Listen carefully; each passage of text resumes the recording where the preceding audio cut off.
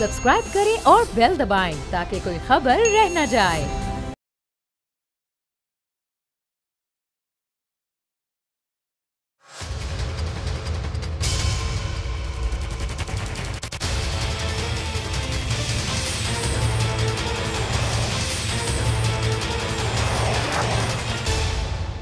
अस्सलाम वालेकुम, आप देख रहे हैं प्रोग्राम बस बहुत हो गया। मैं हूं अरबाब जहांगीर। पाकिस्तान डेमोक्रेटिक मूवमेंट एक लंबे अरसे के बाद एक बार फिर से मुतहरिक हो चुकी है। कल कराची में पीडीएम का जलसा हुआ और पीपल्स पार्टी के बगैर पीडीएम ने अपना ये पहला जलसा किया। सरबराह मौलाना फजल रहमान ने जलसे से खिताब में एक बार फिर से इस्लामाबाद की तरफ मार्च करने का ऐलान किया है, इशारा दिया है। कहा है कि जाली हुक्मरानों ने 3 सालों में पाकिस्तानी रियासत को गैर महफूज रियासत और पाकिस्तानी कौम को गैर महफूज कौम बना दिया है।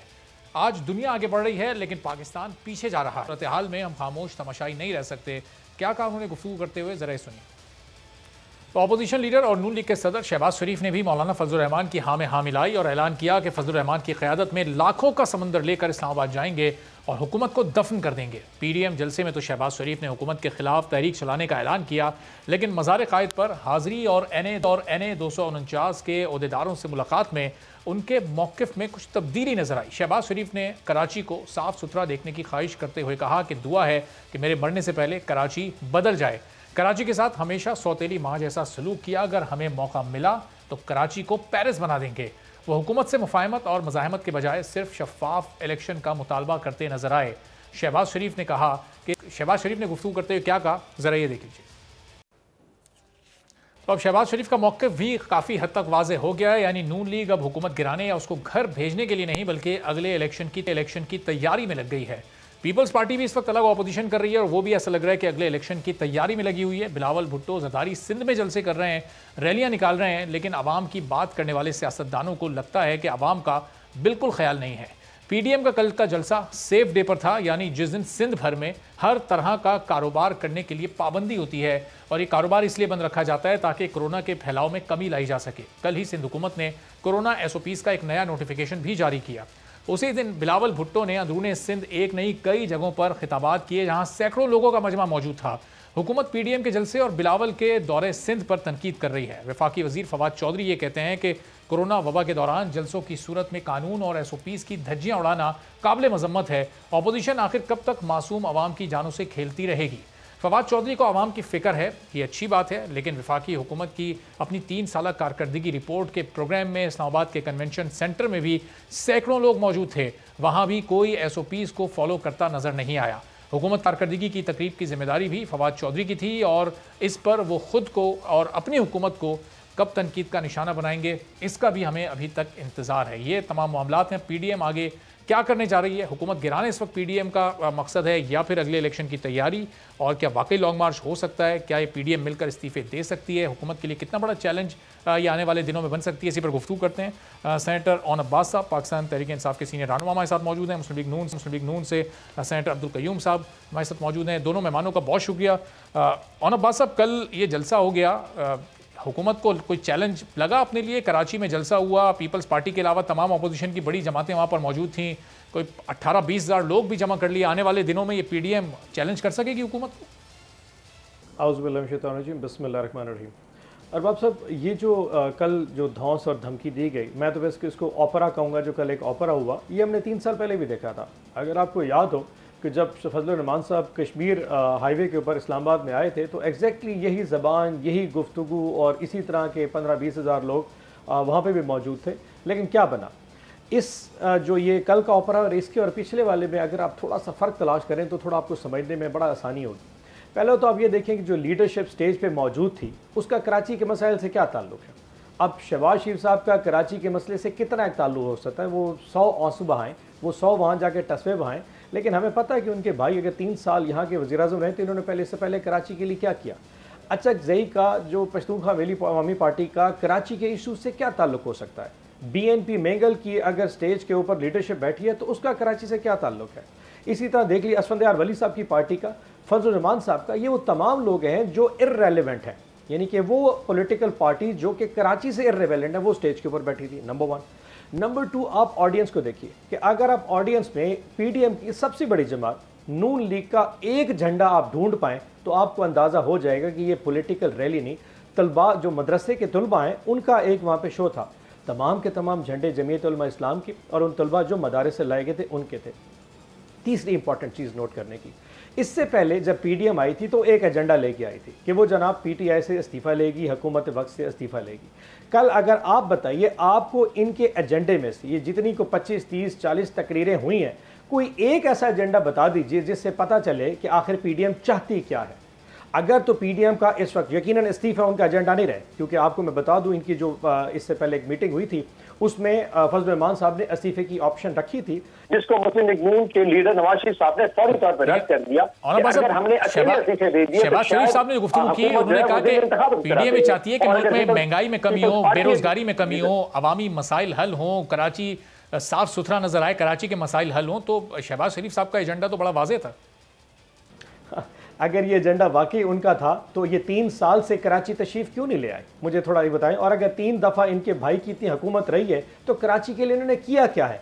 अगर आप आज भी उनकी स्टेटमेंट देख लीजिए कि इनके भाई इस वक्त ये सोच रहे हैं कि इस्तीफे देने से हुकूमत नहीं जाने लगी, क्योंकि पीपल्स पार्टी वाले इस्तीफे नहीं देंगी और हुकूमत ज़िमनी इंतखाबात करा देगी। और अगर वो महंगाई का रोना ही आए थे, फॉर एग्जाम्पल मैं मान लेता हूँ कि उनको इतनी परवाह है कराची में महंगाई की, तो महंगाई तो पीपल्स पार्टी से रिलेटेड है। अगर आटा कराची में महंगा है तो वो इमरान खान साहब की वजह से नहीं है, वो मुराद अली शाह और पीपल्स पार्टी की वजह से है। अगर घी महंगा है तो वो मुराद अली शाह साहब की वजह से, हमारी वजह से तो नहीं हो सकते। तो इसका मतलब ये वहाँ हमारी वजह से नहीं आए, ये पीपल्स पार्टी को उनकी औकात दिखाने के लिए आए हैं। बेसिकली असल जो एजेंडा था वो ये था कि पीपल्स पार्टी को प्रूव करना था कि हम तुम्हें, जो इनकी ज़बान होती है, हम तुम्हें तुम्हारे घस में घुस के मारेंगे। ये वो पॉइंट प्रूव करने आए थे कि हम बगैर पीपल्स पार्टी के कराची में जलसा कर सकते हैं और ये उसको पावर शो कराने रहे। हमारा तो इसे कंसर्न ही कोई नहीं है। और इररेलेवेंट लोग जिनका कराची से कोई कंसर्न नहीं, वो हमें थ्रेट क्या कर सकेंगे? जो पॉलिटिकल पीडीएम हमें यहाँ पे पंजाब या केपी में हमारा कुछ नहीं कर सकी, वो कराची में क्या करेगी? अगर इनको इतनी ही तकलीफ तो उनकी ये कल पीडीएम का जलसा हुआ, आज प्राइम मिनिस्टर ने इलेक्टोरल रिफॉर्म्स के मामले पर शहबाज शरीफ साहब को खत भी लिख दिया। मैं इसका जवाब आपसे लेता हूं, आपकी तरफ वापस आता हूं। अब्दुल कयूम साहब, ये कल कराची में जो अभी जलसा हुआ है, ये सिंध हुकूमत के खिलाफ था, ये वफाकी हुकूमत के खिलाफ था? कराची में अगर कुछ ख़राब हो रहा है, कराची की खराबी की जिम्मेदारी सिर्फ वफाकी हुकूमत के इन 3 साल वफाकी हुकूमत की है, या 13 साल से वहाँ पीपल्स पार्टी की हुकूमत है उनकी है, उससे पहले 5 साल आपकी अपनी हुकूमत रही?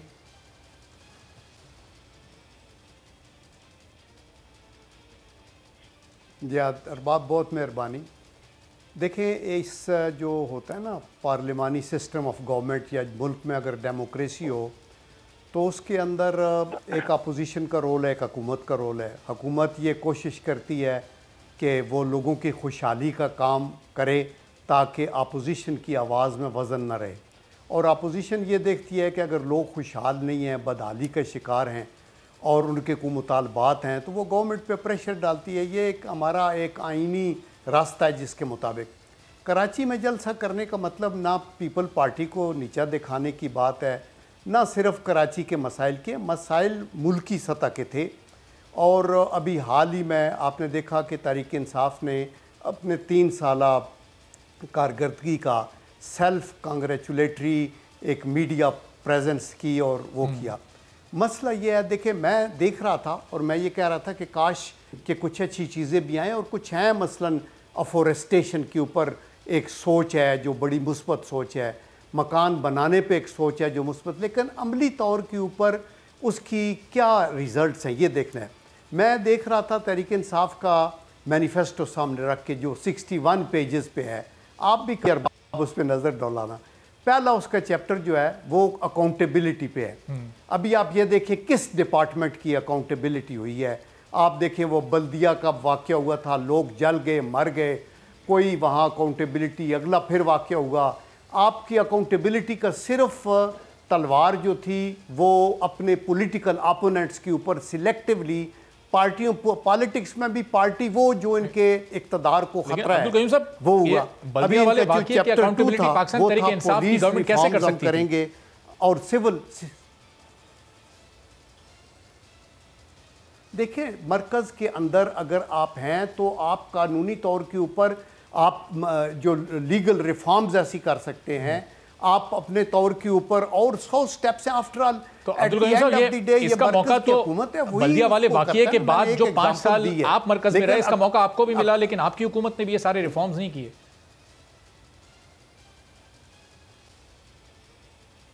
देखें बात यह है कि अगर उस पहली बात तो यह है कि हमारी हुकूमत वहाँ नहीं थी लेकिन मरकज़ में ज़रूर थी, लेकिन मरकज़ में होने के बावजूद अगर इसका मसला हल नहीं हुआ तो यह एक नेगेटिव पॉइंट है पिछली गवर्नमेंट।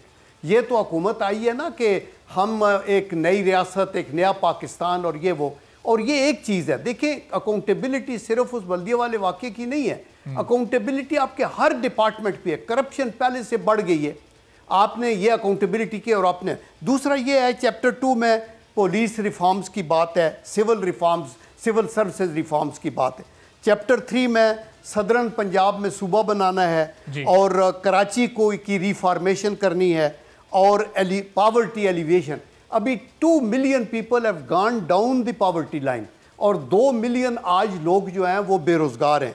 चैप्टर 4 में मैं देख रहा था कि हम रिफॉर्म करेंगे FBR को और 10 मिलियन जॉब्स देंगे और 50 लाख जो हैं वो 5 मिलियन हाउसेस बनाएंगे और फिर CPAC को हम फ्लैगशिप होगा। तो आप देख लें कि CPAC वहाँ का वहाँ है, गवादर के अंदर ना अभी बिजली है ना पानी है। तो ये है। इसी तरह चैप्टर 5 में लाइव स्टॉक और एग्रीकल्चर की बात थी, चैप्टर 6 में एजुकेशन रिफॉर्म्स की बात थी और फिर चैप्टर 7 में एक्सटर्नली।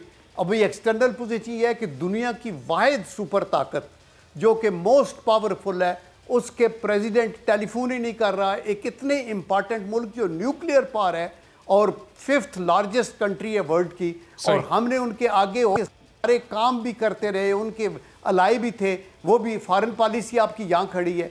तो मेरा मतलब है कि देखिए मैं ये समझता हूँ कि हुकूमत की तरफ से जो जवाब आना चाहिए ना, ऑनेस्टली बातें कम हो काम ज़्यादा हो और आप अपनी कारकर्दगी को हाईलाइट करके ये तमाम चैप्टर जो मंशूर के आपने ज़ाहिर गिनवाए भूल जाएंगे। ये इनके जवाब ऑन अब्बास साहब के सामने रखते हैं, इनके सवाल फिर देखते हैं क्या जवाब देते हैं। ऑन साहब ज़ाहिर अकाउंटेबिलिटी पर बड़े सवालिया निशानात हैं इस 3 साल दौर में। पुलिस रिफॉर्म्स अभी तक नहीं आ सके, वो 1 करोड़ नौकरियां, 50 लाख घर, वो भी कहीं दूर दूर तक नज़र नहीं आ रहे। लेकिन आटे का स्कैंडल हमें नज़र आया, जिम्मेदारान को अभी तक कोई सज़ा नहीं मिली। चीनी स्कैंडल आया, दवाओं का स्कैंडल आया और कई स्कैंडल्स आए, उनके जिम्मेदारान को कहीं कोई सज़ा नहीं मिली। तो फिर ये जश्न किस चीज़ का मनाया आपने 3 साल मुकम्मल होने पर? अरबाब साहब, मुझे जनरल साहब की गुफ्तगू बड़ी पसंद आई और मुझे खुशी है कि इस वक्त अपोजिशन की जमातें पाकिस्तान तहरीक इंसाफ के मैनिफेस्टो को पढ़ रही हैं, क्योंकि इससे पहले तो शायद किसी का और मैनिफेस्टो एग्जिस्ट ही नहीं करता था। और आई एम रियली ग्लैड, मतलब ऐसे पढ़े लिखे अपोजिशन होना बहुत इंपॉर्टेंट है, जो गवर्नमेंट का मुआवजा वहाँ से शुरू करती है, जो बेसिक्स हों, और वो हमारा मैनिफेस्टो पढ़ेगी तो उनको पता चलेगा हमने करना क्या। So that is number 1। Number 2, मैं एक उन तमाम सवालों का जवाब देता हूँ जो आपने जनरल साहब ने रेज़ किया। अकाउंटेबिलिटी के ऊपर, अकाउंटेबिलिटी ये नहीं थी कि इस वक्त कोरंगी टाउन में जो आग लगी उसका क्या। अकाउंटेबिलिटी जो हमने दी थी वो था एहतसाब, और एहतसाब हमने किया आपके सामने। इस वक्त पाकिस्तान की जितनी प्रीवियस हुकूमतें रह गई हैं उनमें जो लोग करप्शन में मुलव्वस थे उनके खिलाफ केसेस चल रहे हैं। नवाज शरीफ साहब इस वक्त लंदन क्यों बैठे? एवन फील्ड का केस उनके खिलाफ खुला हुआ। शहबाज शरीफ साहब इस वक्त जमानतों के ऊपर है, इस वक्त उनके 3 केसेस उन पर चल रहे हैं। 7.5 अरब की टीटी का, 25 अरब उनके 14 चपरासियों के अकाउंट का, और इस वक्त जो आखिरी है वो भावलपुर के सैटेलाइट टाउन। और जो इन 3 सालों में जो स्कैंडल सामने आए, जो मेगा स्कैंडल सामने आए, नैब के केसेस में थोड़ा सा बता दूं आपको कि पिछले कोई तकरीबन 18 साल में नैब की टोटल रिकवरी 280 अरब है। हमारे दौर में पिछले 3 साल में 584 अरब रिकवर हो चुका है। किससे ये 584 अरब किससे रिकवर किए? इसमें शहबाज शरीफ साहब से, नवाज शरीफ साहब से, आसिफ जरदारी से, खुर्शीद शाह से, इन लोगों से रिकवरीज हुई हैं? मैं वही अरबाज साहब, देखें हम अदालतें नहीं है, ना ही हम प्रोसिक्यूटिंग एजेंसी है। हुकूमत का काम होता है अपने नीचे काम करने वाले एजेंसीज को फ्री एंड फेयर हैंड देना, उनको रोकना नहीं है कि जी इसको पकड़ो और इसको ना पकड़ो। नैब ने 584 अरब रुपए रिकवर किए, एंटी करप्शन पंजाब ने 400 अरब रुपए रिकवर किए। वो नाम तो सामने होंगे ना जिन लोगों से रिकवर किए, उसमें से कितने % लोगों का ताल्लुक नून लीग और पीपल्स पार्टी से? अगर आप नहीं, एंटी करप्शन जो है ना, ये नॉर्मली सरकारी अफसरान के ऊपर जो है ना इस पे काम करता है। अच्छा, चलें नैब पे पॉलिटिकल लोगों के ऊपर काम नहीं करता। नैब के 584 अरब कितने रिकवर हुए पीपी और नून लीग से? जी, मैं वही बात कर रहा हूँ। एंटी करप्शन का एक होता है, एंटी करप्शन से जो ब्यूरोक्रेट से ब्यूरोक्रेसी की करप्शन को पकड़ता होता है। तो एहतसाब अपनी जगह पे चल रहा है। इसके अलावा अगर वो बात करना चाहते हैं गुर्बत के हवाले से, देखें पाकिस्तान की तारीख में ये 584 अरब रुपए में से ये रिकॉर्ड रिकवरी की है नैब ने आपके दौर में? ये 3 सालों में नैब ने बड़ी रिकॉर्ड रिकवरी की है, बड़ी जबरदस्त कारकर्दगी रही। लेकिन ये रिकवरी किन लोगों से हुई? को पैसे दिए जा रहे जिन पैसे दिए जा रहे हैं वो तमाम का किसी पॉलिटिकल जमात से ताल्लुक नहीं है। हमारी अपनी जमात के एमएनए इस वक्त जो है प्राइम मिनिस्टर के साथ 10 दफा जाके रो चुके हैं कि सर आप पैसे जिनको दे रहे कम अज उनको बाबा तो कराइए, ये आपकी जमात या आपकी गवर्नमेंट या आपके एमएनए के तवज्जुह से जा रहे थे नहीं, ये अल्लाह और अल्लाह उसके रसूल का मामला है, इसमें सियासत नहीं की जा सकती। सो पॉवर्टी के हवाले से हमें पता है कि इंटरनेशनली जो प्राइसेस बढ़ी हैं, जो कीमतें बढ़ी हैं, उसका इम्पैक्ट पाकिस्तान की इकॉनमी पे आया है। अगर ब्रेंट या क्रूड ऑयल की प्राइस $45 से $80 पे जाएगी तो लामहला यहाँ तेल की कीमतें बढ़ेंगी। आरबीटी फार्म ऑयल जिसे घी बनता है, अगर वो $450 से $1100 पर बैटरी टन पे जाएगा तो लामहला या घी की कीमत बढ़ेगी। अगर आप गन्नू की कीमत 1400 से 1800 रुपए मन रखेंगे तो आटे की कीमत यकीनन 2000-2100 रुपए मन तक जाएगी। लेकिन और साहब ये तो आप खुद ही रख रहे हैं ना, ये इंटरनेशनली तो नहीं बढ़ी, गन्नम की कीमत इंटरनेशनली मार्केट प्राइस तो नहीं बढ़ी है, तो आपने खुद बढ़ाई है। किसकी तरफ बात करें? सॉरी, गन्नम की कीमत तो खुद बढ़ाई ना, गन्नम तो पाकिस्तान में उगाया जाता है। अरबाब से ये चीज सोचनी की है, उस किसान का भी इस मुल्क के ऊपर उतना ही हक है, हर उस शख्स का जो आटे खाने वाला है। सो अगर यहाँ पे वो किसान जो 60% आपकी आबादी को एम्प्लॉय करता है डायरेक्टली और इनडायरेक्टली, तो वहाँ पे अगर आप गंदम का रेट नहीं बढ़ाएंगे तो आपको गंदम लाभ वाला इंपोर्ट करनी पड़ेगी। इसलिए 1400 से 1800 रेट करना पड़ा। जब 1800 रुपये मन गंदम होगी तो 2000-2100 या 2150 तक लामहला आटा जाएगा। सो ये इतना कोई ऐसा फैक्टर नहीं है जिसको समझने के लिए कोई बहुत बड़ी साइंस या वो चाहिए। सो ये चीज़ें आपके साथ है। हाँ, हमारा काम ये है कि हमने परचेजिंग पावर लोगों की बढ़ानी है। मैंने जैसे कि कहा, ज़राअत में हमने लोगों को मकई, चावल, गन्ना, उनके जो रेट्स प्राइस सिस्टम दिया उसकी वजह से किसान। चले ऑन साहब, ये महंगाई का जो फिनोमेना है तो आपने समझा दिया जाहिर है, लेकिन मुझे यकीन है लोगों की समझ ही आया नहीं होगा। एक आम आदमी को इससे सरोकार नहीं है कि कीमत कैसे बढ़ी है, टेक्निकल इशूज, उसको तो सस्ता आटा और चीनी चाहिए। नैब ने जो 584 अरब रुपए की रिकवरी की है उसमें नून लीग की और पीपल्स पार्टी के कितने लोग शामिल हैं, कितने %, अगर आप ये बता सकें। अच्छा, मैं इसकी बाइफरकेशन साइड मेरे पास इस वक्त मौजूद ना हो, अगर आप अकाउंटेबिलिटी पे अलग प्रोग्राम करना चाहे तो मैं बाइफरकेशन लेके आ सकता हूं। लेकिन इसमें मेजॉरिटी वो लोग हैं जो छोटे लेवल के, अभी तक जो बड़े हमारे मुजरिम हैं वो तो या लंदन में बैठे हैं या इस वक्त जो है ना जमानतों पे जलसे कर रहे हैं, या फिर कराची में किसी अस्पताल में अरेस्ट कर रहे हैं, या सखर में किसी अस्पताल के कमरे को 1.5 साल से एंजॉय कर रहे हैं। तो वो तो अपनी जगह पे मौजूद है। वो रिकवरी प्रोसेस जुडिशल रिफॉर्म्स के बाद तो हो सके। इस वक्त जितनी हमारे पास थे मेजॉरिटी है, हम इन्हीं अदालतों में पीटीआई का मंशूर तो इन्हीं बड़ी मछलियों पर हाथ डालना था ना। ये रिकवरी भी आपने ये छोटे लोगों से की है, जो महंगाई का बोझ है वो भी आम लोगों पर डाला जा रहा है, यानी जो माजी की हुकूमतों में होता आया है वो उसी तरह से छोटे तबके को दबाया जा रहा है।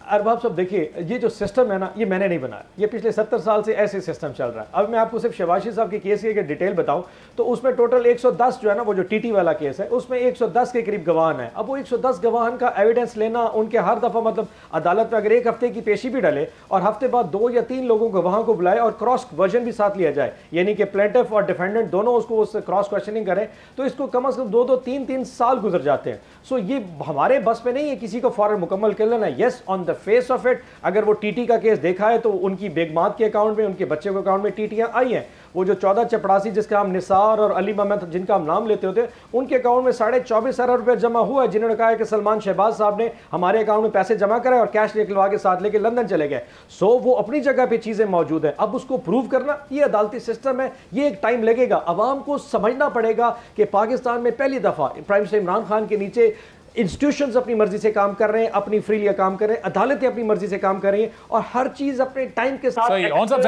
आवाम ये आपके इस आर्गुमेंट पर उस वक्त यकीन करती कि अगर जो स्कैंडल्स पाकिस्तान, जिसमें पाकिस्तान तहरीक इंसाफ के अपने लोगों के नाम आ रहे हैं या उनके रिश्तेदारों के नाम आ रहे हैं, अगर उनमें भी ये इन्वेस्टिगेशंस इसी तरह से आगे बढ़ रही होती तो फिर जरूर इस आर्गुमेंट पर यकीन रखती। क्या तब्दीली आई अभी तक? मैं आपकी तरफ वापस ये सवाल लेके आता हूँ। अब अब्दुल कयूम साहब, पीडीएम अब आगे करने क्या जा रही है? कल मौलाना साहब ने लॉन्ग मार्च का ऐलान तो कर दिया, ये लॉन्ग मार्च या इस्तीफों का ऑप्शन अभी भी ज़ेरे गौर है और इससे किस हद तक हुकूमत को आप दबाव में ला सकते हैं? अब हुकूमत को गिरा तो नहीं सकते आप प्रैक्टिकली?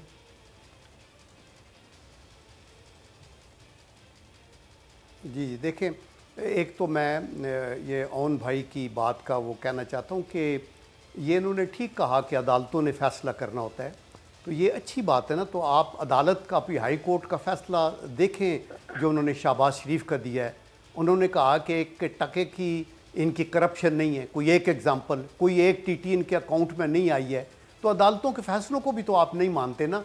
फिर आप एक और नया केस निकाल लेते हैं बिकॉज आप वो जो आटे वाले लोग हैं या चीनी वाले या जो ड्रग्स या आपकी जो मेडिसिन्स की के अंदर और ये सर्कुलर रोड ये मतलब इतने बड़े बड़े स्कैंडल हैं BRT वगैरह के कि उसके ऊपर आप बंद किए। तो देखिए ये कभी भी तारीख साज जब तारीख लिखेगा ना मुअर्रिख, तो वो ये चीज़ें को ज़रूर हाईलाइट करेगा। ये वक्त तो गुजर जाएगा, इनकी हुकूमत है, ये जो मर्जी है कहते रहें, बदनाम करें, मीडिया पे करें, वो करें। लेकिन आई थिंक एक डिस्पैशनेटली एक मुसलमान की हैसियत से आप ये देखें, अकाउंटेबिलिटी या एहतसाब करें, अक्रॉस दी बोर्ड करें, किसी को ना बख्शें, और जितने बड़े ओहदे पे बंदा उसको सख्त से सख्त सजा हो। लेकिन खुदा के वास्ते आप ये झूठ भी ना बोले ना। फिर एक तरफ आप मदीना की रियासत की बात करते हैं जहाँ नबी करीम सल्लल्लाहु अलैहि वसल्लम ने फरमाया बेटी भी चोरी करेगी तो हाथ कटेगा, दूसरी तरफ आप उन लोगों के साथ चूँकि आपकी हुकूमत टूटती है, आप जहांगीर तरीन साहब हैं, दूसरे तीसरे, उनके साथ वो नहीं करते।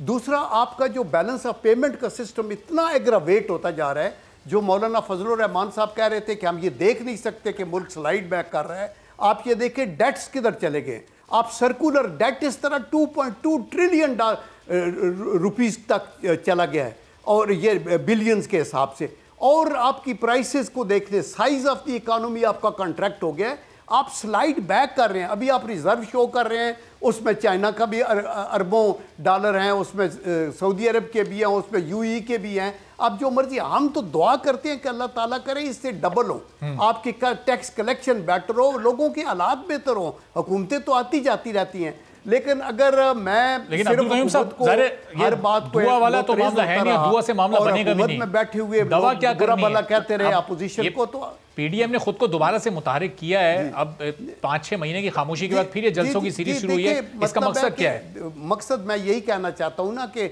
हमारा एक बिलीफ तो है कि हम मुल्क को आगे लेके चलें, अल्लाह ताला करे कि हम हमारे मुल्क को आगे, लेकिन उसके लिए हमें काम करना होगा ना। हमें कहना कुछ और, करना कुछ और। आप बड़े बड़े करें दबंग किस्म के और अंदर खोखला हो, तो फिर वो बात तो नहीं बनती ना। वो तो आप ठीक कह रहे हैं कि सिर्फ दुआ से काम नहीं बनता, दवा करनी पड़ती है। और वो पब्लिक इज़ द बेस्ट जज। अपोजिशन जितना मर्जी है जोर लगा ले, अगर लोग खुशहाल होंगे और उनको खाने के लिए ये आटा, चीनी, पत्ती, घी वगैरह की कीमतें ठीक हों, और वो बच्चों की फीस अदा कर सके, और बिजली के बिल इतने ना हो जो उसको टॉलरेबल हो, तो वो they will forget about other parties. दिल से ये पार्टी अच्छी है, इसको और भी आगे हुकूमत में आना चाहिए। तो सिर्फ आप बातों से आगे चलेंगे तो इस तरह तो काम बिल्कुल नहीं चल सकता। You will have to walk the talk, आपको कारकर्दगी दिखानी होगी। तो आपका दूसरा PDM में एक देखे अपोजिशन का इत्तेहाद है, वो एक अपनी एफर्ट करते रहेंगे, और उन्हीं का काम है, वो इलेक्टेड लोग हैं, उनके कंधों पे भी इतनी रिस्पॉन्सिबिलिटी जितनी हुकूमत के ऊपर है। उन्होंने हर चीज को पिन पॉइंट करना है, उन्होंने प्रेशर क्रिएट करना है, उन्होंने हुकूमत को राय रास्त पे लाना है। तो इसलिए वो मार्च भी करेंगे, वो प्रोटेस्ट भी करेंगे, जलसे भी करेंगे, लॉन्ग मार्च भी होगा, और वो हुकूमत को जरूर एक्सपोज करते रहेंगे। वो ना करें तो इसका ठीक है। चलें अब्दुल कयूम साहब, ये PDM ज़ाहिर दोबारा मुतारिक हुई है, और आज अब वज़ीर आज़म साहब ने ख़त लिखा है शहबाज शरीफ साहब को इलेक्ट्रल। अब शायद अपोजिशन के साथ वो मुशावरत करना चाहते हैं इलेक्ट्रल मशीन के मामले पर ख़ास तौर पर, और इससे पहले बजट की क्लोजिंग स्पीच में भी उन्होंने ये दावत दी थी, और अब बाकायदा तौर पर ख़त भी लिख दिया। अब नून लीग में इस खत पर मुशावरत चल रही है, क्या जवाब नून लीग की तरफ से आता है, और क्या इस तरह कोई मीटिंग हो पाती है, हुकूमत और अपोजिशन एक पेज पर इस मामले पर आ पाते हैं या नहीं? एक ब्रेक के बाद दोनों मेहमानों से इस मौजू पर बात करते हैं।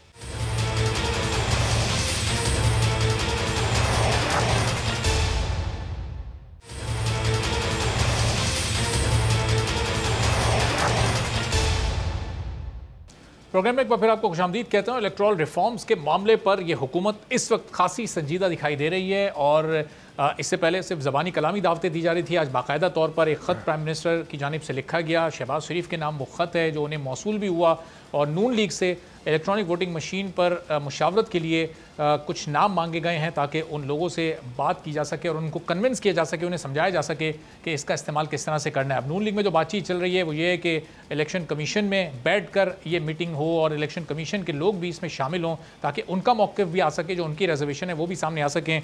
तो ऑन अब्बास साहब, प्राइम मिनिस्टर ने ख़त लिखा, बड़ी अच्छी इंटेंशन है, अपोजिशन को ऑन बोर्ड लेना चाहते हैं, और अगर खुद शहबाज शरीफ साहब का ही नाम सामने आ जाता है तो प्राइम मिनिस्टर बैठकर शहबाज शरीफ साहब से डायलॉग करेंगे इस इलेक्ट्रल रिफॉर्म्स पर।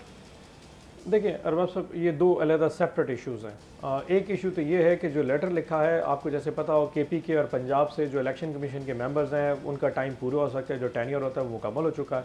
और नई जो नॉमिनेशन है वो कानून के मुताबिक लीडर ऑफ द हाउस जो कि प्राइम मिनिस्टर साहब खुद हैं और लीडर ऑफ द अपोजिशन जो कि शहबाज शरीफ साहब हैं, उन दोनों की मुशावरत से होगा। तो प्राइम मिनिस्टर साहब ने अपनी गवर्नमेंट की तरफ से 3 लोगों के नाम दिए हैं और अब वो एक्सपेक्ट करेंगे, दो लोगों के नाम हर जगह पे दिए हैं, वो एक्सपेक्ट करेंगे अपोजिशन जो है ना, शहबाज शरीफ साहब भी अपनी मुशावरत करके अगर तो वो नामों से एग्री करेंगे तो वो एग्री कर देंगे, ना तो वो अपने नाम देंगे। तो ये वो प्रोसेस है जो कि जमहूरियत की एन ज़रूरत है और वो टाइम पे मुकम्मल होना है। दूसरा इशू अपनी जगह पे वो इलेक्ट्रॉनिक वोटिंग मशीनों का। जैसे कि आपको पता है कि पाकिस्तान तहरीक इंसाफ, अगर आप सिर्फ रीसेंट ट्रेंड में देख लें तो हमारी गवर्नमेंट इस वक्त रिविनिंग ट्रेंड में जा रही है। गिलगित बल्तिस्तान के इलेक्शन को देख लीजिए, कश्मीर का इलेक्शन देख लीजिए, सियालकोट का इलेक्शन देखिए। इसके बावजूद पाकिस्तान तहरीक इंसाफ समझती है कि पाकिस्तान की तारीख में आज तक कोई एक भी इलेक्शन ऐसा नहीं जिसके ऊपर किसी ने उंगली ना उठाई हो। हमारे इलेक्शन पे भी सबने कहा जी वो शायद वो आरटीएस का सिस्टम है, 2013 का इलेक्शन आरओएस का इलेक्शन था, इससे पहले भी हर वाले।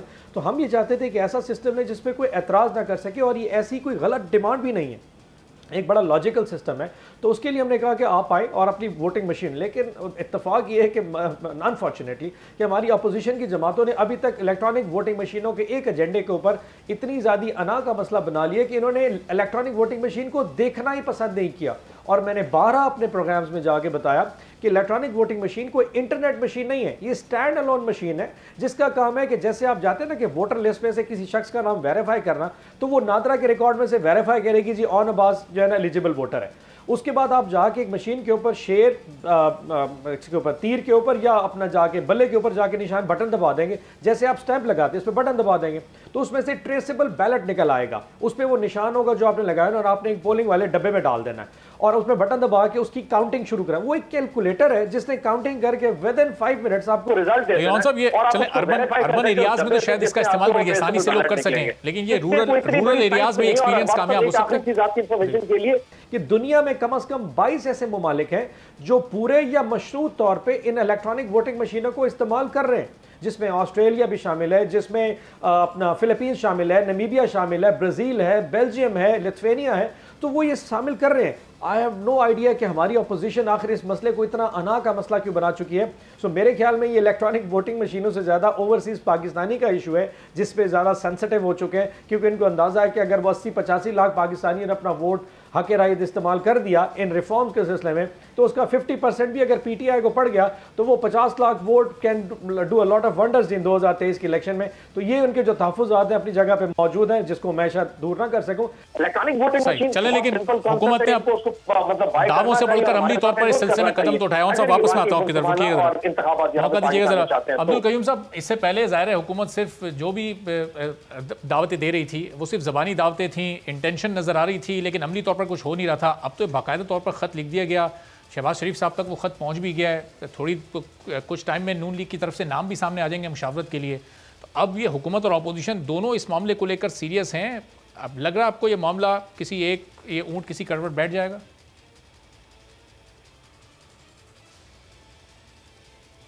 देखिए, मुझे नहीं लगता कि प्राइम मिनिस्टर जो हैं जो ख़त लिखा है वो उस लिहाज से, देखें प्राइम मिनिस्टर तो हाथ भी नहीं मिलाना चाहते लीडर ऑफ द अपोजिशन से, कहते हैं हम इनको ये इज़्ज़त नहीं देना चाहते, हालांकि वो elected leader of the opposition है। अभी जो उन साहब ठीक कह रहे हैं कि ये जो लेटर लिखा है ये तो इलेक्शन कमीशन के मेंबर्स का है ना, 2 मेंबर की ख़त्म हुआ है। इसके ऊपर मैंने जब मैं सेनेट में था तो मैंने कॉन्स्टिट्यूशनल अमेंडमेंट इस आर्टिकल 213 और 215 में मूव की थी कि ये इनके खाली होने से पहले ये हो। लेकिन अगर 3 नाम उन्होंने दिए हैं और 3 लीडर ऑफ द अपोजिशन देता है और दोनों एग्री नहीं करते तो फिर ये उधर जाते हैं पार्लियामेंट में, वहाँ 12 मेंबर हैं, 12 अपोजिशन के हैं, 12 गवर्नमेंट, अगर वो भी नहीं कहते तो फिर डेड लॉक होता है। तो मैंने ये सजेस्ट किया था कि फिर स्पीकर और चेयरमैन बैठें और उनमें साथ लीडर ऑफ द अपोजिशंस को भी बिठा लें और बैठ के फैसला करें ताकि इसका मसले का हल हो। तो ये तो उस कॉन्टेक्स्ट में है। जहाँ तक है इलेक्ट्रॉनिक वोटिंग मशीन, ये ठीक बात है कि दुनिया में 20-22 मुल्क कर रहे हैं, लेकिन 180 या 200 मुल्क नहीं भी कर रहे। ये कोई बैटल विनिंग फैक्टर नहीं है, ये कोई वॉर विनिंग चीज़ नहीं है। आपके और इतने सीरियस मसाइल हैं, आपने इलेक्टोरल रिफॉर्म्स करनी है कलेक्टिवली बैठ के, लेकिन आप पार्लियामेंट को अहमियत दें, अपोजिशन को इज्जत दें, उनको कोई मकाम दे और बैठ के आप बात करें। ठीक है, बहुत बहुत शुक्रिया सेनेटर अब्दुल कयूम साहब। सेनेटर ओन अब्बास साहब हमारे साथ मौजूद थे और बिलाखिर हुकूमत और अपोजिशन अब इलेक्टोरल रिफॉर्म्स पर अमली तौर पर आगे बढ़ रही हैं और चीज़ें शायद आने वाले दिनों में बेहतर हों। लेकिन पीडीएम के जलसे का जिक्र प्रोग्राम के आगाज़ में किया था और वो कराची में हुआ। अब ये पीडीएम ने पीपल्स पार्टी को चैलेंज करने की कोशिश की थी और ख़ुद बिलावल भुट्टो जरदारी इस वक्त 2-3 रोज़ से सिंध में मसरूफ़ हैं, अंदरूनी सिंध मुख्तलिफ शहरों में वो जा रहे हैं और खिताबात कर रहे हैं। इसका मकसद क्या है कि दोनों इस वक्त जो अपोजिशन के धड़े हैं, पीपल्स पार्टी अलग और पीडीएम अलग, कि अगले इलेक्शंस की तैयारी में मसरूफ़ हैं और अब इस हुकूमत को जो गिराने का फैक्टर है वो बिल्कुल माइनस हो चुका।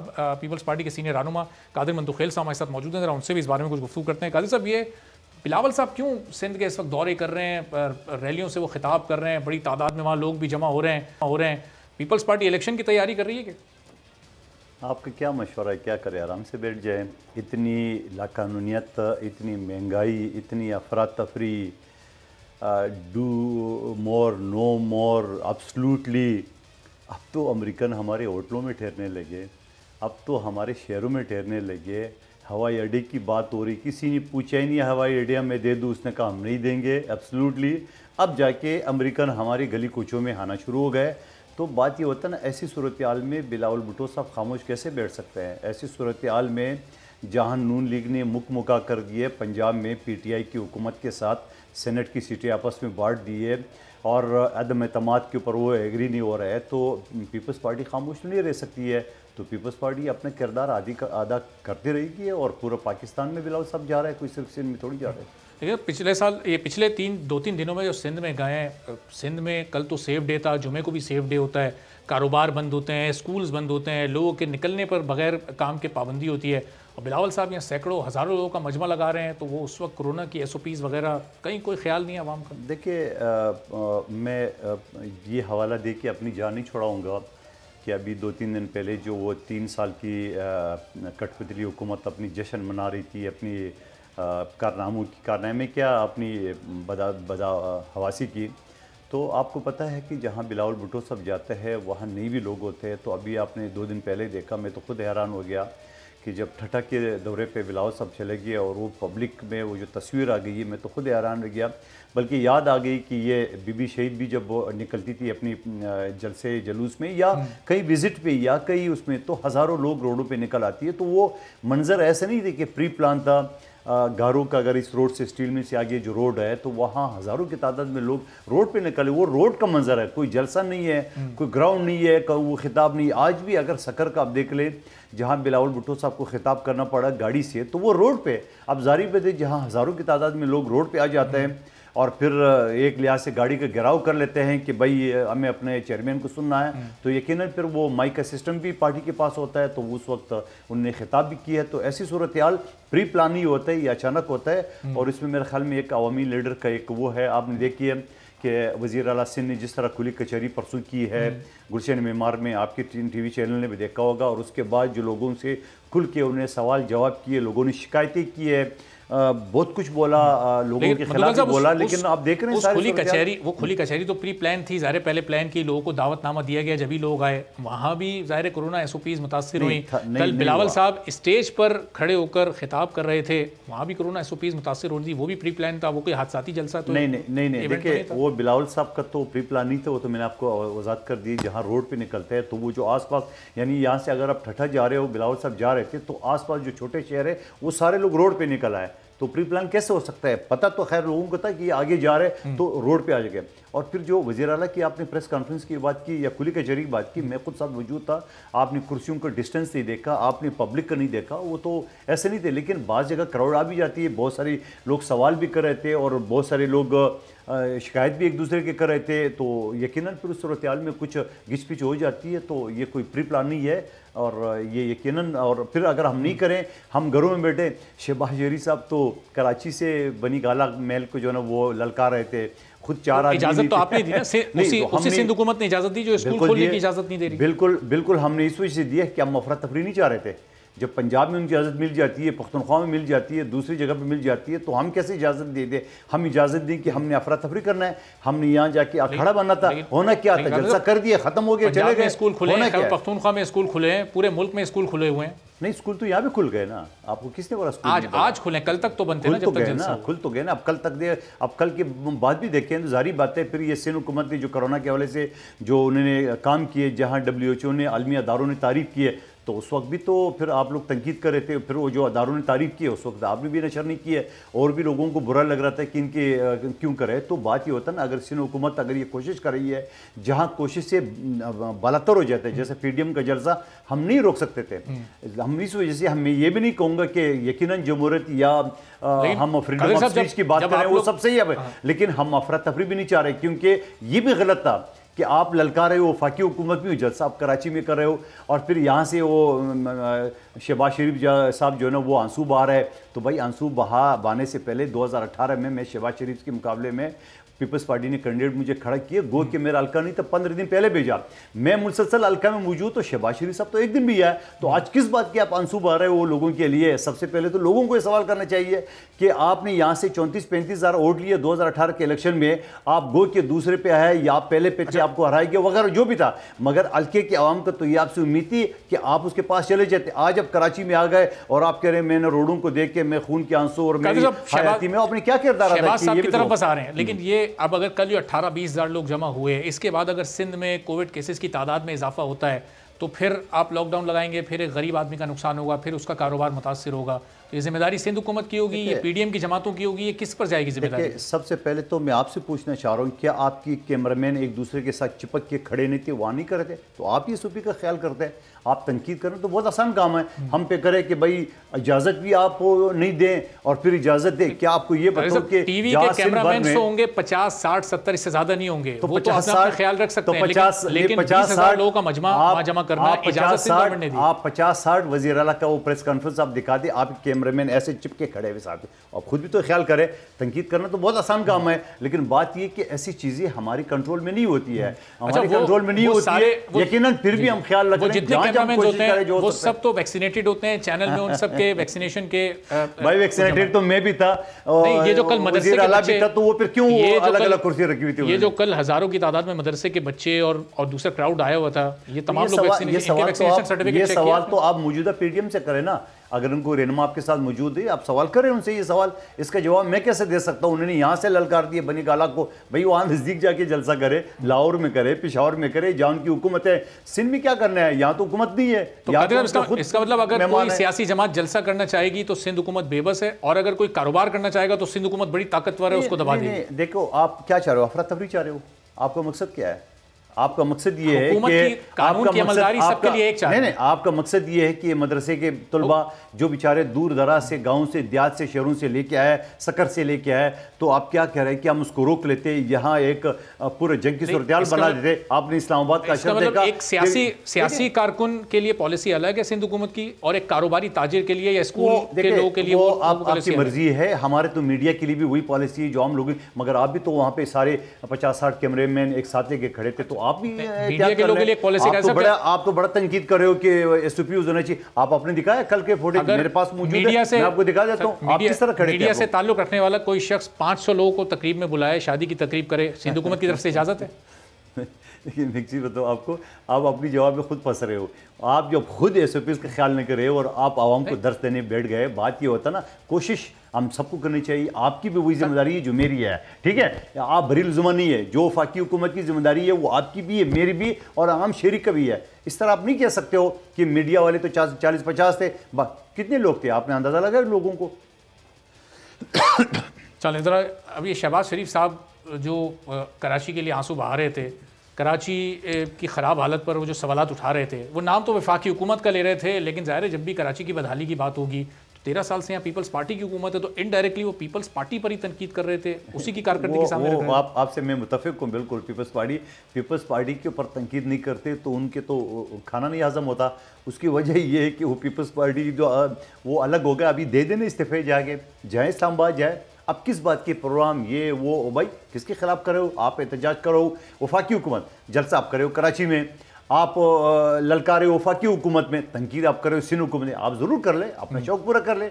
मैं तो सिर्फ इतने कहता हूँ कि आप सिंध हुकूमत को इस मुस्तफ़ी होने पर प्रेशर डालने पे खुद आपने पंजाब में मुका कर ली है। 5 सीटें PTI के, 5 आपस में बैठ के 5 नून लीग के, और 1 सीट दे दी है उसको काफली को कमीशन के तौर पे, और हमें आप ताने देते हो। जिस तरह PDM कराची में आकर हुकूमत को ललकार रही है हुकूमत को, तो बिलावल साहब भी गुज़िश्ता 2-3 रोज़ से सिंध में ही वफाकी हुकूमत को ललकार रहे हैं। वो इस्लामाबाद जाएँ, पंजाब जाएँ, लाहौर जाके इतना बड़ा फैसला करें। देखिए, हम अपने शहरों में अपनी कॉन्स्टिट्यूंसी में कर रहे हैं। अगर मेरे इलाका है, ये हमारा गडाफ का, शाहिदा रहमानी का, या कादर पटेल या आगा रफीउल्लाह के इलाका है, ये उन इलाकों में जा रहे हैं। तो यहाँ तो पहले आपके वोटर्स हैं, आपके सपोर्टर्स हैं। देखो, ये कोई जलसा नहीं है, ये कोई ताज़ियत है। या जैसा वज़ीर आला की मैं बात करूँ परसों वाली, वो एक खुली कचहरी थी, और ये वज़ीर आला ने उस वक्त भी, जो बिलावल साहब की हिदायत पे वज़ीर आला ने प्रेस कॉन्फ्रेंस की खुली, और वज़ीर आला ने उस वक्त अपनी MNA MPA सबको बोला कि आप अपने इलाकों में खुली कचहरी करें। मैं करूँगा NA 249 में खुली कचहरी। मैं इंशाल्लाह इसी तरह सरकारी अफसरान को बुलाऊंगा, मैं बैठूंगा और आवाम की शिकायतें भी सुनूंगा, तनकीद भी सुनूंगा, बुरा भला सुनूंगा, सब सुनूंगा, भागने वाले नहीं हूँ। ठीक है, कादिर मंदोखल साहब, पाकिस्तान पीपल्स पार्टी के सीनियर रहनुमा, बहुत बहुत शुक्रिया। और बता रहे हैं कादिर साहब कि अब पीपल्स पार्टी तमाम सीनियर रहनुमा अपने अपने इलाकों में, अपने हलकों में खुली कचहरी लगाएंगे और वहाँ पर आवाम के मसाइल सुनेंगे और अवामी मसाइल को हल करने की भी कोशिश की जाएगी। एक ब्रेक लेते हैं और ब्रेक के बाद ये हुकूमत ने NLE जो नेशनल लाइसेंसिंग एग्ज़ाम डॉक्टर्स के लिए ज़रूरी कर दिया है, इस सिलसिले में मज़ीद गुफ्तगू होगी एक ब्रेक के बाद।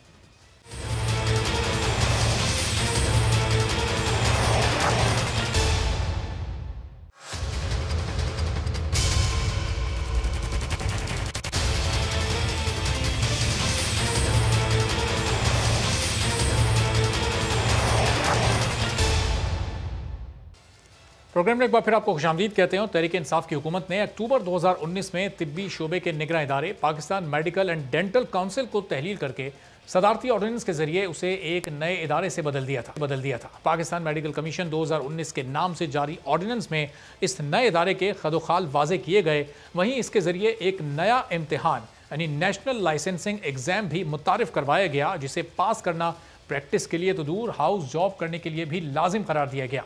और इसका इतलाक मार्च 2020 के बाद ग्रेजुएट होने वाले तमाम मेडिकल तलबा पर किया गया। यानी मार्च 2020 में ग्रेजुएट होने वाले तलबा को हाउस जॉब शुरू करने के लिए एक आर्जी लाइसेंस लेना होगा, जिसे NLE पास करके हासिल किया जा सकेगा। और हाउस जॉब मुकम्मल होने के बाद ही उन्हें फिर पूरा लाइसेंस जारी किया जाएगा। NLE का इम्तिहान साल में सिर्फ 2 मरतबा मुनक्किद किया जाएगा, जिसे पास करके ही मेडिकल के नए ग्रेजुएट्स अपने करियर को आगे बढ़ा सकेंगे। PMC के फैसले के बाद यंग डॉक्टर्स और मेडिकल स्टूडेंट्स ने मुतालबा किया कि MBBS करने के बाद NLE का इम्तिहान एक जुल्म है, हुकूमत ये फैसला वापस ले।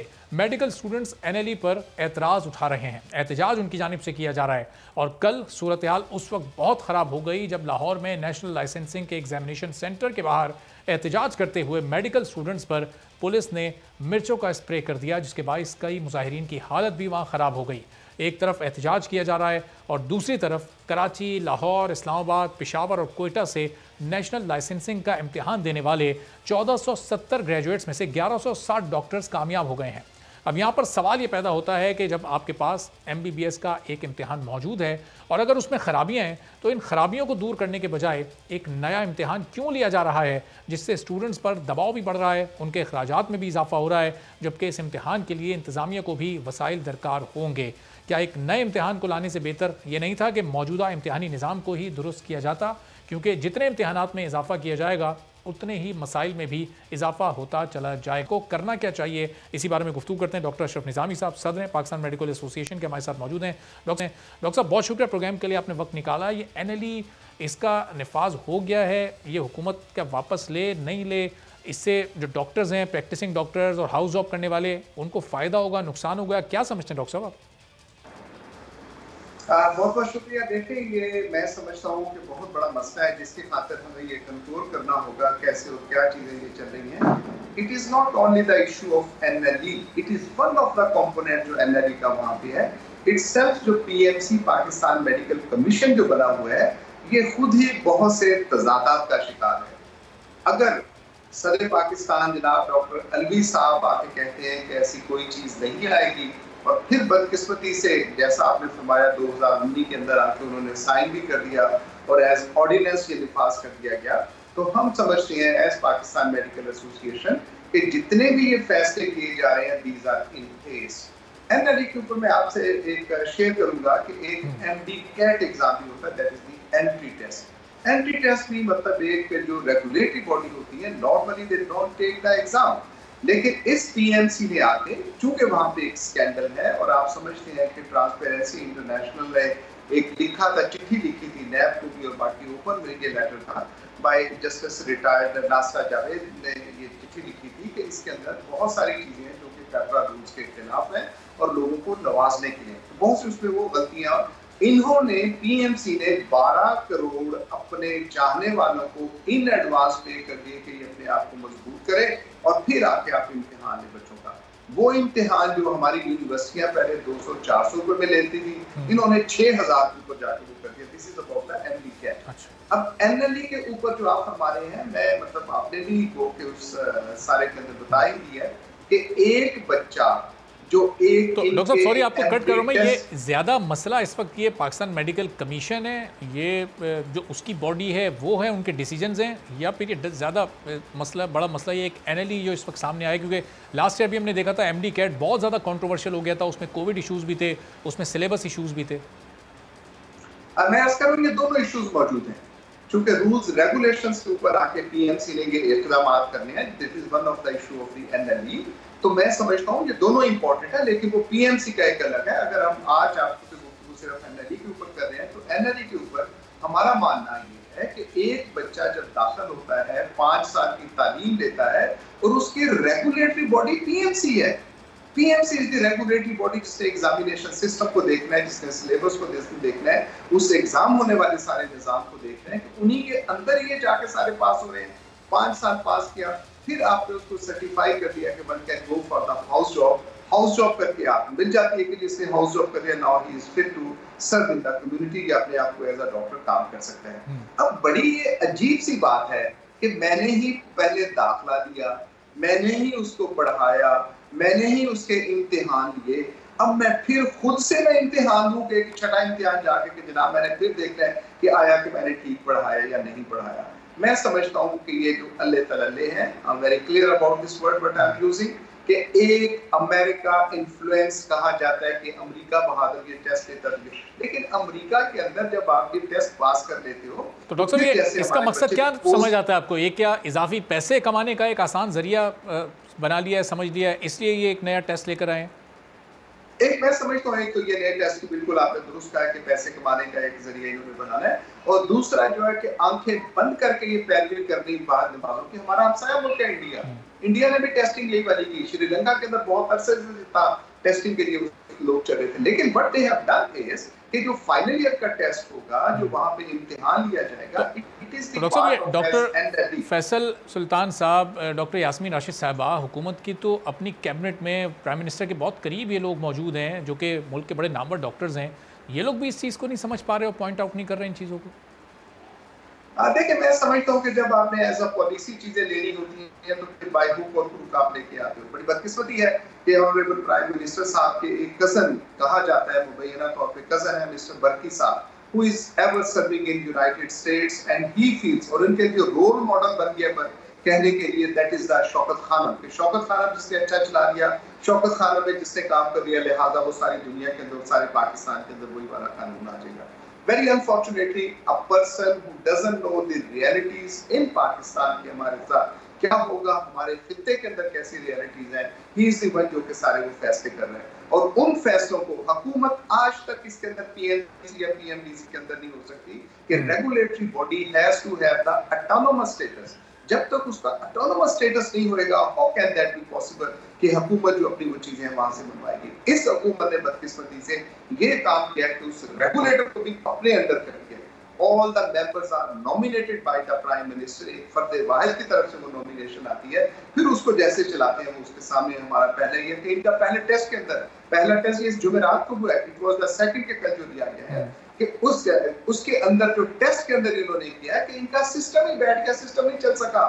लाहौर के अंदर इन्होंने 2 सेंटर्स बनाए, एक सेंटर के अंदर सिस्टम ही नहीं चला, और वो सिस्टम क्योंकि नहीं चला और एग्जाम नहीं हो सकता, लिहाजा जैसे आपने फरमाया क्या, and we stand by the education. ये बाशऊर लोग हैं, it is not the exam, ये बाशऊर लोग हैं कि जो कि हुकूमत और पीएमसी के जो गलत फैसले उनके अगेंस्ट करें, और we as Pakistan Medical Association not only stand by them, we are the one who are the flag holder कि ये ऐसा बिल्कुल नहीं। ठीक है सर, बहुत बहुत शुक्रिया। डॉक्टर अशरफ निज़ामी साहब पीएमए के सदर हमारे साथ मौजूद थे। अब डॉक्टर्स की इस वक्त के वो एहतजाज करें या लोगों का इलाज करें, लेकिन हुकूमत को ये चाहिए कि डॉक्टर्स की ज़िंदगियों को आसान बनाया जाए, इस तरह के टेस्ट और नए नए एग्ज़ाम लाकर उनको प्रोफेशनली मुश्किलात का शिकार ना किया जाए। आज के प्रोग्राम से इजाज़त दीजिए, अल्लाह हाफ़िज़।